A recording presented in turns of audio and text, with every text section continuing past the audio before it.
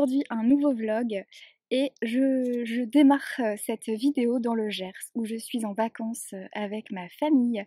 Le lieu est super, c'est hyper paisible, hyper silencieux, il y a beaucoup de terrain, il y a un lac au fond du jardin, enfin c'est le pied, c'est vraiment super joli, super chouette. Il fait chaud, très très chaud, beaucoup trop chaud, mais on va arrêter de se plaindre. Il y a le lac si on a envie de se rafraîchir. Voilà, je ne suis pas là pour parler de mes vacances, mais plutôt pour parler lecture. Et je vais vous parler de ce roman, ce premier tome de la saga des 7 sœurs de Lucinda Riley, édité aux éditions Charleston. Enfin, j'ai enfin lu ce premier tome, j'ai enfin découvert cette saga dont tout le monde parle depuis belle lurette.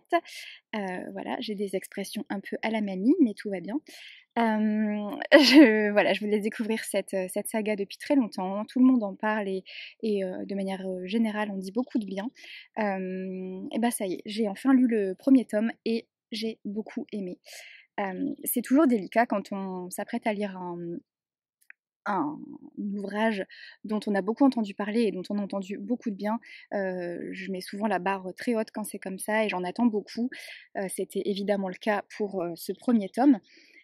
Mais j'ai trouvé ça vraiment sympa, j'ai pas été déçue. Je m'attendais pas à ça, pour autant, mais c'était une très belle découverte et la fin, les dernières pages donnent extrêmement envie de découvrir le pardon, le second tome. Je ne sais pas quand est-ce que j'aurai l'occasion de le lire, il faut que je relance Emeline, parce qu'on est censé lire ce deuxième tome en lecture commune. Mais j'aimerais bien le découvrir dans pas trop longtemps. Bref, je vous parle de ce tome-là. Je vais commencer par lire la 4e de couverture, au cas où certains d'entre vous n'auraient pas encore découvert la saga. Alors, c'est parti.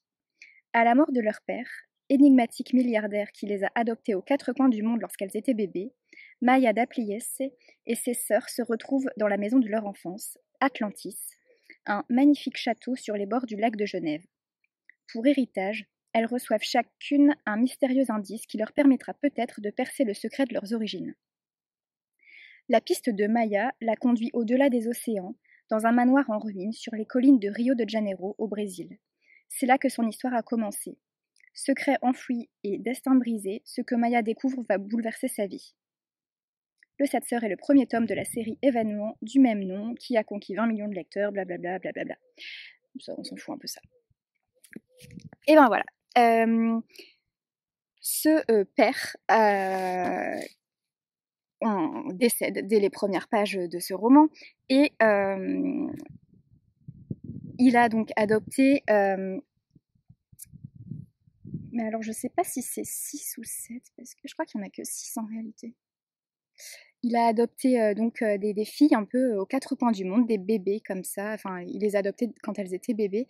Et à chaque fois qu'il partait en voyage, enfin chaque fois, pas à chaque fois, mais quand il partait en voyage, il ramenait de temps en temps un bébé, une nouvelle sœur à cette fratrie. Ce premier tome est dédié à Maya, l'aînée de ses 7 sœurs, de ses 6 sœurs, 7 sœurs, bref, je ne sais pas. Bref, donc ce premier tome est dédié à Maya. Quand il est décédé, ce père a donné effectivement un indice à chacune de ses filles pour pouvoir retrouver ses origines. Et donc l'indice de Maya l'a conduite au Brésil, à Rio de Janeiro, et elle va remonter donc sur les traces de son passé.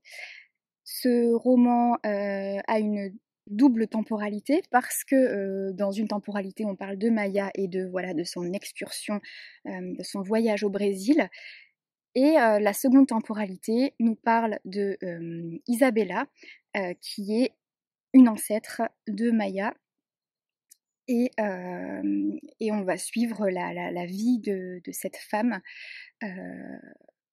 à travers cette deuxième temporalité. J'ai trouvé ça hyper bien fait, c'est rempli évidemment de secrets de famille. j'ai trouvé ça touchant, bien construit et addictif. Ça donne très envie de découvrir les, le passé et les origines des autres sœurs. Et on est intrigué de savoir pourquoi. Pourquoi ces filles-là précisément. C'est mystérieux et j'ai bien aimé ça. Et en même temps, les histoires... Ouh, il y a une guêpe. Et en même temps, les histoires... enfin, les ancêtres, en fait, là, de Maya, par exemple, ont des histoires assez touchantes. Et il y a, voilà, comme des destins brisés, des amours inachevés, un peu, des ratés. J'ai beaucoup aimé. J'ai vraiment beaucoup aimé.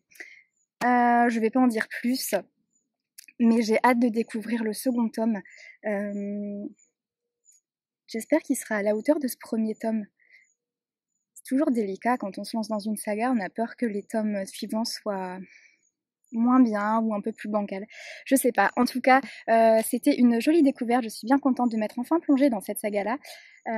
Et la mission, c'est de pouvoir enfiler les 6 tomes suivants avant la sortie du tome 8 au printemps prochain. Je sais pas. Je sais plus quand est-ce que le tome 8 est censé sortir. Mais si je veux pouvoir le lire au moment de sa sortie, il va falloir que... en gros, je me lise au moins un tome par mois de cette saga. Voilà. Ensuite, je devais... Où est-ce qu'il est passé d'ailleurs? Oh, il est là. Je devais commencer une ENC Charleston. Enfin, je l'avais commencé. Ça s'appelle Petit meurtre à Endgame. Endgame ou Endgame House, je sais plus le titre précis, bref, c'est pas grave, c'est un cozy mystery. Je voulais le commencer, je l'avais commencé, j'ai lu une trentaine de pages. Et ma sœur m'a piqué ma liseuse. Donc je me suis retrouvée un peu sans rien. Enfin sans rien. Jamais sans rien vu la quantité de livres que j'ai emmenés. Et je me suis rabattue sur ça. Sur le dernier tome de Coste de Monsieur Olivier Noëc, Dans les brumes de Capelan, qui est son dernier roman sorti il y a quelques mois. Et donc j'ai retrouvé Victor Coste avec beaucoup de plaisir. Donc alors je n'ai pas lu énormément, je suis page 137. J'adore. Déjà, c'est hyper bien écrit. Il y a des passages que je trouve très, très justes et même un peu poétiques. Et c'est trop chouette de retrouver Victor Coste qui, comment dire, qui est cassé, complètement cassé, qui est donc parti à l'autre bout du monde après le drame qui s'est passé dans le troisième tome de la trilogie 93. Il a eu besoin de couper les ponts avec tout et de partir loin, très loin, de s'isoler. Et c'est un homme brisé qu'on retrouve. Et c'est touchant et un peu bouleversant aussi. On le sent tellement... En fait, sa carapace à la fois, elle a explosé, et en même temps, elle est peut-être encore plus solide et elle va être encore plus difficile à briser, celle-ci. On sent derrière ça un homme ultra sensible qui s'est complètement renfermé, qui est du coup un ours solitaire qu'il était déjà avant, mais il est probablement encore plus maintenant. Et, et j'espère que ce tome va pouvoir lui permettre de sortir un petit peu de sa tanière et de s'ouvrir un peu. Bref, voilà, j'aime beaucoup retrouver Victor Coste. L'enquête en tant que telle et le sujet, parce que là il est question de, de résidence surveillée pour témoins.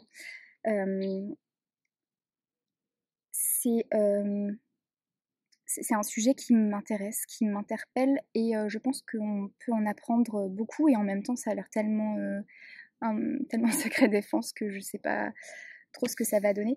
Mais bref, l'enquête en tant que telle va, l'histoire, l'intrigue me plaît pas mal. Et voilà, et j'ai hâte de me replonger dedans et de pouvoir le lire davantage. Je pense que je vais le lire assez vite parce que j'ai le temps, j'ai un peu que ça à faire ici, donc voilà. Je vous en reparlerai quand je l'aurai terminé, ça ne serait tardé. Et brièvement, tout à l'heure, ce matin, je suis allée dans une petite bouquinerie super chou, super mignonne, dans un petit village ici à côté de Florence, le petit village de Saint-Clar. Et il y a une dame qui a ouvert là une bouquinerie avec des livres d'occasion. La bouquinerie est trop mignonne. C'est très joli, ça donne sur une place et la dame fait un peu salon de thé en même temps pour 3 fois rien, 1 € tu as ton café ou ton thé et que tu prends là comme ça en terrasse, c'est hyper chouette, j'adore, le lieu est top. La dame a l'air très gentille, alors on l'a pas trop sollicité pour nous dénicher des lectures, mais on a discuté avec le proprio d'ici qui nous a dit qu'elle lui avait déniché des bouquins, qu'elle était top pour ça. J'y retournerai de toute façon avant mon départ, donc on verra, elle aura peut-être des petites choses à me proposer. Mais en attendant, je ne suis pas revenue les mains vides, c'est impossible évidemment. J'ai trouvé Les loyautés de Delphine de Vigan aux éditions J.C. Lattès. La 4e de couverture nous dit « Chacun de nous abrite-t-il quelque chose d'innommable, susceptible de se révéler un jour, comme une encre sale, antipathique, se révélerait sous la chaleur de la flamme? Chacun de nous dissimule-t-il en lui-même ce démon silencieux, capable de mener pendant des années une existence de dupe ?» Ça me tente. Ça me tente bien. Le roman n'est pas très long. Il fait 200 pages, donc ça va se lire assez rapidement. Ensuite, oh, elle a glissé un petit marque-page. Bref, j'ai pris Dans le murmure des feuilles qui dansent de Agnès Le Digue. Je n'ai jamais lu Agnès Le Digue, j'en ai évidemment beaucoup entendu parler. La 4e de couverture. Anaëlle, une jeune femme dont la vie a été bouleversée par un accident, se reconstruit doucement entre son travail et sa passion pour l'écriture. Thomas raconte des histoires merveilleuses d'arbres et de forêts pour mettre un peu de couleur dans la chambre d'hôpital de Simon, un garçon lumineux et tendre. Chacun se bat à sa manière contre la fatalité. Mais est-ce vraiment le hasard qui va sceller leur destin ? Dans ce nouveau roman, Agnès Le Digue noue une histoire simple et poignante où des âmes blessées donnent le meilleur d'elles-mêmes et nous rappellent, dans une nature à la fois poétique et puissante, que la vie est plus forte que tout. J'ai trouvé cette 4e de couverture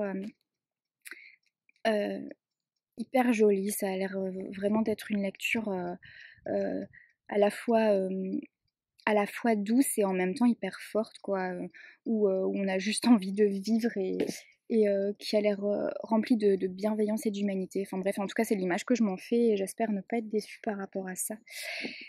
Et après, j'ai trouvé Melissa d'Acosta, Je revenais des autres. Alors le truc c'est que je sais plus s'il y a des suites dans ces sorties, je sais pas si c'est un one shot ou pas. Bon bref, je regarderai. Mais non, vu la 4e de coupe, ça a l'air d'être un one shot. Alors je vous lis ça. Philippe a 40 ans, est directeur commercial, marié et père de 2 enfants. Ambre a 20 ans, n'est rien et n'a personne, sauf lui. Quand, submergée par le vide de sa vie, elle essaye de mourir, Philippe l'envoie loin, dans un village de montagne, pour qu'elle se reconstruise, qu'elle apprenne à vivre sans lui, pour sauver sa famille aussi. Je revenais des autres est une histoire d'un nouveau départ, le feuilleton d'un hôtel où vit une bande de saisonniers tous un peu abîmés par la vie, le récit de leur amitié, doute, colère, rancœur, amour aussi. Le roman des autres, ceux qu'on laisse entrer dans sa vie, ceux qui nous détruisent mais surtout ceux qui nous guérissent. Voilà, ça me tentait beaucoup aussi, j'en avais entendu parler évidemment lors de sa sortie.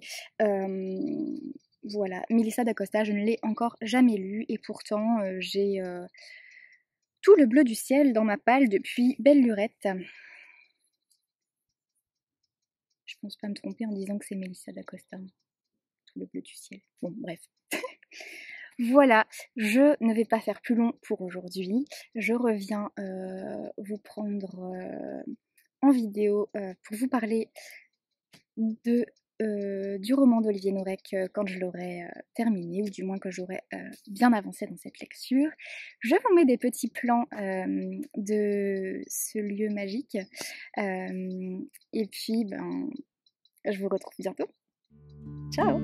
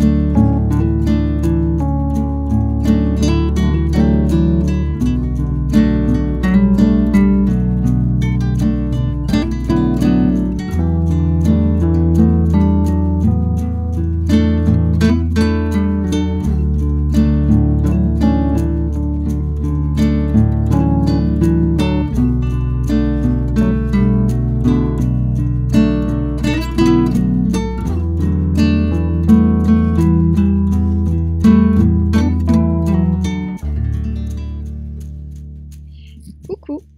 J'étais en pleine séance bronzage lecture et j'ai eu terriblement envie de vous parler de ce que je suis en train de lire. C'est Les Inconfiants de Tatiana Arfel et c'est illustré par Julien Cordier. C'est un tout petit roman que le propriétaire d'ici m'a prêté quand il a su que je travaillais en psychiatrie. Alors je l'ai commencé tout à l'heure et je vais le finir dans la journée hein, parce que ça se lit très rapidement. J'ai eu envie de vous en parler parce que c'est incroyable, c'est-à-dire que c'est divinement bien écrit. Je ne connaissais pas du tout Tatiana Arfel et sa plume est dingue. Ce roman se passe dans l'univers de la psychiatrie sur Lyon. Ça se passe lors d'un déménagement d'un hôpital lyonnais, donc d'anciens bâtiments vers un nouveau bâtiment. Et en fait, s'adresse différents portraits de personnes qui gravitent dans l'univers de la psychiatrie, à savoir des patients, des infirmiers, des membres du personnel, des visiteurs aussi. Et c'est fait de façon brillante. C'est incroyable, c'est-à-dire que chaque portrait est vraiment fidèle à la personne qui le raconte, c'est-à-dire que si elle nous parle de, je sais pas, je veux dire au pif, de Paco, qui est un patient, les mots utilisés sont ceux de Paco, et on se retrouve dans sa tête, dans sa façon de parler, et c'est dingue. Alors, pour certains patients, on a déjà du mal à déchiffrer ce qui est écrit, tellement c'est le bordel dans leur tête. C'est incroyable.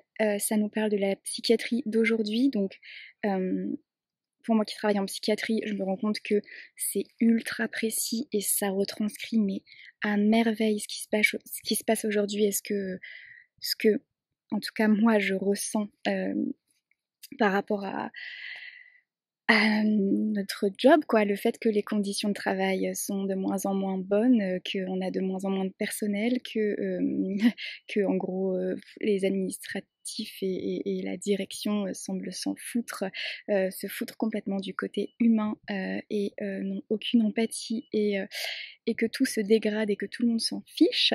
Bref, c'est brillamment retranscrit. On a le ressenti de tous, de membres du personnel et des patients. C'est incroyable, vraiment la plume est dingue. Donc voilà, je ne l'ai pas fini, hein, j'en suis à la moitié à peine, mais j'avais envie de vous en parler parce que juste depuis que j'ai commencé ce livre, je suis là, waouh, waouh, à chaque fois que je tourne une page, je trouve ça tellement brillant, tellement pertinent, tellement percutant, tellement juste qu'il fallait que j'en parle. Voilà. Je viendrai vous donner mon ressenti à la fin de cette lecture, mais voilà, il fallait quand même que j'en dise un tout petit mot pendant ma lecture. C'est chose faite. Je vous retrouve tout à l'heure. Ciao. Coucou.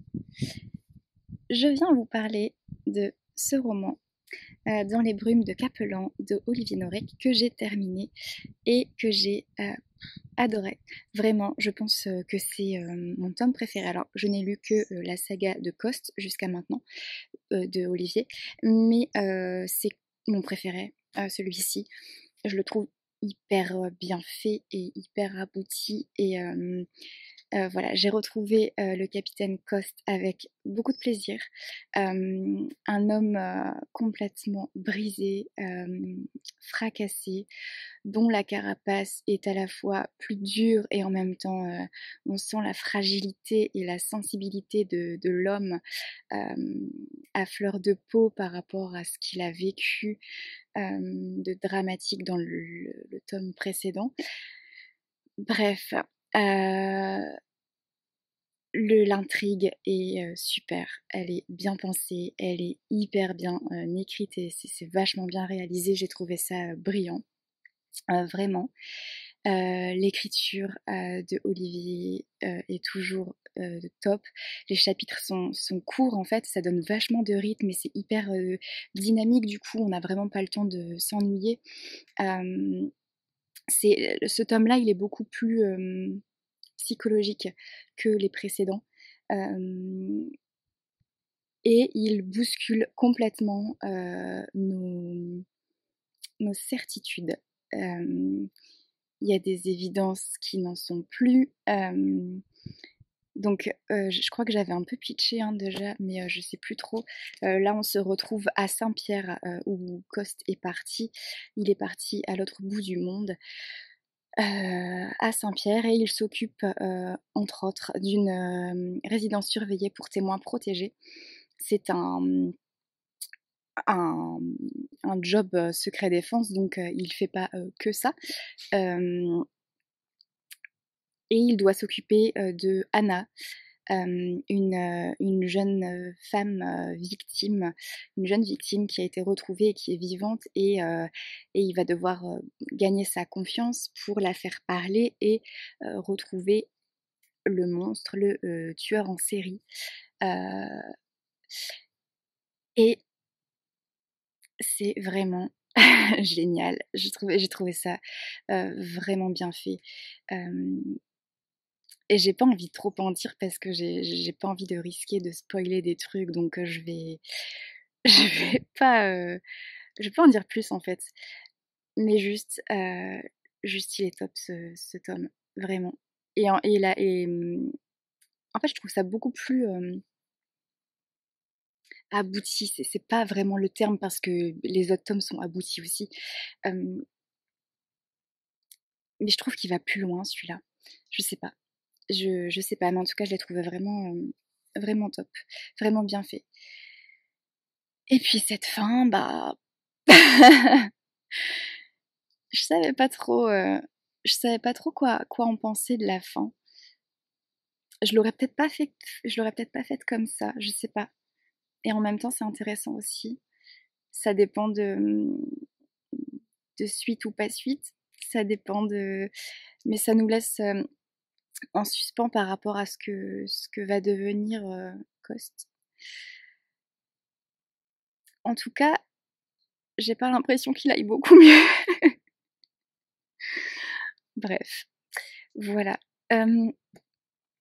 Et entre-temps, parce que je n'avais pas repris la vidéo pour filmer mon avis sur les brumes de Kaplan, mais entre-temps, j'avais lu ça et je l'ai fini également.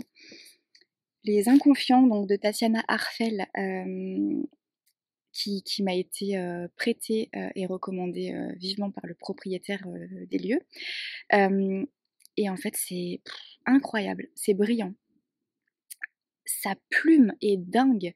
Elle écrit avec une précision de folie sur, là en l'occurrence sur la psychiatrie, mais apparemment ses autres romans sont tout aussi incroyables en termes d'écriture. Il nous en a prêté un autre là que je vais essayer de lire la semaine prochaine. Mais celui-là, clairement, je vais lui rendre et je vais me l'acheter parce qu'en fait, il est génial et que j'ai envie de le faire découvrir à mon tour, notamment à des collègues et tout ça, parce que, enfin, des collègues qui aiment la lecture, tant qu'à faire. Mais c'est brillant. En fait, elle dresse vraiment le portrait de... Oula, pardon, mais j'ai pas mon pied, c'est un peu chiant. Elle dresse le portrait de différents personnages, que ce soit des patients ou des soignants, ou voilà. Et c'est tellement juste en fait. Ma mère l'a lu et elle a trouvé ça top aussi. Mais elle n'a pas le même regard que moi parce que moi j'ai le regard de l'intérieur de la psychiatrie et c'est tellement juste et tellement précis. Enfin, je trouve ça brillant. Elle parle aussi de voilà des conditions de travail là qui deviennent compliquées et elle arrive tellement à dire ce que moi-même je peux ressentir par moment. Et quand elle parle, voilà, elle parle aussi des activités thérapeutiques, par exemple, qui sont faites par des infirmiers ou des soignants, éducateurs, animateurs ou je ne sais quoi d'autre. Et ce qu'elle décrit par rapport à ça, c'est tellement précis, tellement vrai. Le fait, voilà, qu'on ils disent par moment, ça m'a assez marqué, c'est le fait que les patients ne doivent pas être euh, dans, que le confort ne doit pas être trop présent. Et en fait, ça fait aussi référence à une phrase que j'ai entendue et que des gens de notre direction ont pu nous dire, c'est-à-dire d'accepter que notre prise en soin et notre qualité des soins ne soit plus aussi bonne qu'avant, d'accepter de la diminuer. Mais non, en fait, comment on peut accepter ça? Enfin, on n'a pas un travail administratif, on ne peut pas se contenter du moins, on a la santé des gens entre les mains. Donc non, en fait, on n'a pas envie de diminuer notre qualité de soins. On n'a pas envie de bâcler notre travail parce que c'est pas de la paperasse en fait, c'est les gens, c'est la vie des gens, c'est la santé des gens. Comment on peut accepter ça? C'est pas possible. Enfin bref. Bref, je vais m'arrêter là. Mais ce roman, et que vous soyez concerné ou pas par le domaine de la psy, ce roman est tellement bien écrit.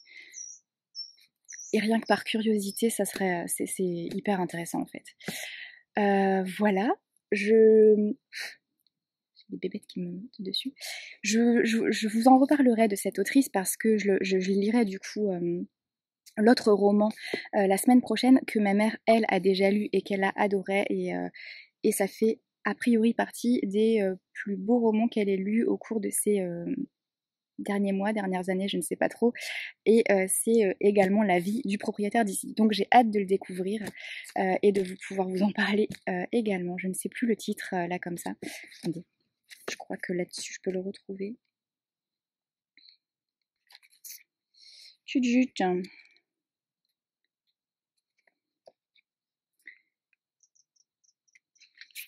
Vais-je m'en sortir? Je ne sais pas. Puis d'une main, c'est pas évident. Alors, L'attente du soir. C'est le tout premier roman qu'elle a écrit, qui apparemment a gagné des prix. 6 prix littéraires il a obtenu. L'attente du soir, qui a été publié en 2008. Voilà, Tatiana Arfel. Si ça vous tente de jeter un œil, bon, je ne l'ai pas encore lu, mais il paraît qu'il est génial et voilà, je vous en dirai plus probablement dans le prochain vlog du coup. Sur ces bonnes paroles, je vais clôturer ce vlog ici. On est samedi, le wifi est tellement pourri que je vais m'empresser d'aller monter ça et d'aller le mettre en ligne. Et peut-être qu'il sera disponible en temps et en heure demain matin. Sur ce, je vous souhaite un très bon dimanche, une très belle semaine. Voilà, je passerai ma deuxième semaine ici et ça sera encore une semaine dédiée à la lecture, entre autres, au soleil aussi, même si aujourd'hui c'est un peu nuageux, mais tant mieux, ça rafraîchit un peu parce que franchement, on a un peu souffert de la chaleur ces derniers jours. Voilà, je vous embrasse et je vous dis à très vite.